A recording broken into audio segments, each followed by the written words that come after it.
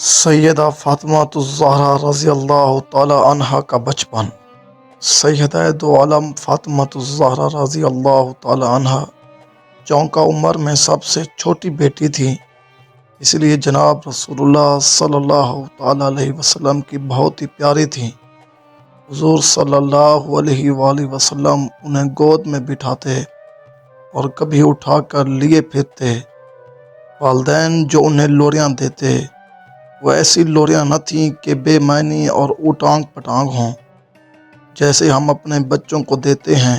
وہ تو کہتے، فاطمہ اللہ کا نام لے کر سو جاؤ اور اللہ کا نام لے کر جاگو، تم اللہ کے حکم سے باتیں سیکھو گی اور اللہ ان میں اثر ڈالے گا۔ کچھ اس قسم کی لوریاں ہوتی تھیں جو سیدہ فاطمہ کو دی جاتی تھیں، اور یہ لوریاں بھی حقیقت میں تعلیم دین کی سرمایہ دار تھیں۔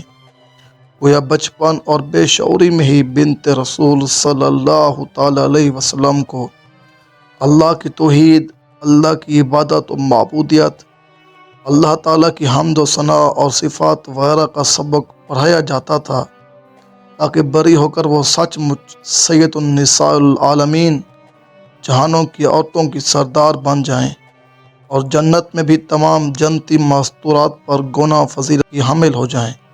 سیدہ فاطمہ الزہرا رضی اللہ تعالی عنہا ابھی عمر کی نامی بہار دیکھ رہی تھی کہ ان کی والدہ مائدہ سیدہ خدیجہ رضی اللہ تعالی عنہا دنیا فانی کو چھوڑ کر فردوس برین کو چڑھ گئیں، اور سیدہ فاطمہ اپنی محبوب ماں کی آغوش محبت سے محروم ہو گئیں۔ 9 سال کی عمر ہی کیا ہوتی ہے! اس ننھی سی عمر میں تو بچہ دنیا کے نشیب و فراز نہیں جان سکتا، اور اسے ماں کے زیر تربیت پلنے پسنے کی ضرورت ہوتی ہے۔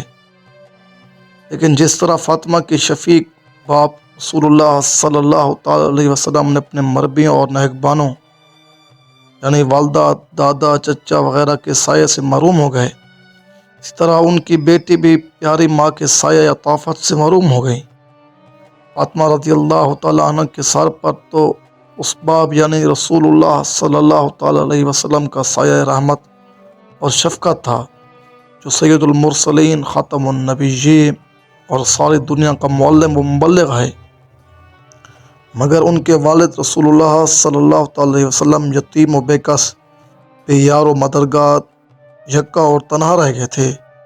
اس حالت میں چاروں طرف بدترین دشمنان دین آپ کو قتل اور ہلاک کرنے پر تل کھڑے تھے۔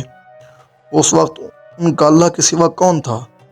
قرآن کریم نے کہا، الیس اللہ بکاف عبدہ، کیا اللہ اپنے بندے کے لیے کافی نہیں ہے؟ جس طرح اللہ تعالیٰ نے آپ کو قاتلوں اور دشمنوں سے بچا کر دونوں جہانوں کا سردار بنایا، اسی اللہ نے ماں کے سایہ شفقت کے بغیر فاطمہ رضی اللہ تعالی عنہ کو باپ کی تربیت میں رکھ کر دونوں جہانوں کی عورتوں کا سردار بنا دیا، اور ثابت کر دیا کہ انسان میں بھرنے پھولنے، ترقی کرنے، نیک بننے، اچھے عمل کرنے کی صلاحیت ہو تو خدا اس کے لیے ایسے اسباب پیدا کرتا ہے کہ وہ یتیمی اور بے بسی کی حالت میں بھی دنیا عقبہ کا فرما روا یعنی حکمران بن سکتا ہے۔ آپ کو یہ سن کر بڑا تعجب ہوگا کہ سیدہ فاطمہ رضی اللہ تعالی عنہ کو بچپن ہی میں دنیا اور علائے کی دنیا میں کوئی محبت نہ تھی۔ طبیعت شروع ہی میں نہایت متین اور سنجیدہ تھی۔ بے مال ہنسنا، بے وجہ رونا، چلانا، شور مچانا، جیسا کہ ننھے بچوں کی عادتیں ہوتی ہیں، ان میں بالکل نہ تھیں۔ سہیلیوں کے ساتھ کھیلنا کودنا تو الگ رہا، ان سے زیادہ میل ملاقات اور خواہ مخواہ گھومنا پھرنا، اٹھنا بیٹھنا پسند نہ کرتی۔ ان کی ہم عمر لڑکیاں گڑیاں لیے پھرتیں، گیند اچھالتیں، جھولا جھولتیں، گلی کوچوں میں پھرتیں، تماشا دیکھتیں، سارا دن کھیلنے اور شرارتیں کرنے میں گزار دیتیں۔ مگر سیدہ فاطمہ رضی اللہ تعالیٰ عنہ گھر میں گھر کے کام کاج کرتی رہتی، نہ کسی سے تعلق واسطہ، نہ شوخی، نہ شرارت۔ ایسا معلوم ہوتا کہ گھر ہی میں نہیں۔ بولنے کو بہت دل چاہتا تو یوں کیا کہ باپ نے جو لوری پاک الفاظ کانوں تک پہنچائے تھے وہیں دہرا دیے۔ دنیا اور اہل دنیا سے اس بے تعلقی کی وجہ سے ان کو بتول کہا جانے لگا، یعنی وہ خوش نصیب خاتون جس کا اللہ کے سوا کوئی تعلق نہیں۔ ان میں شرم و حیا کوٹ کوٹ کر بھری تھی، چھوٹی سی بچی تھی کہ پردے میں رہنے لگی۔ کیا مجال جو ننگے منہ باہر نکلیں، گھر سے نکلنا پڑا تو منہ پر نقاب ہوتا، بدن پر چادر، بازاروں اور کوچوں میں گھومنا پھرنا پہلے ہی ناپسند تھا۔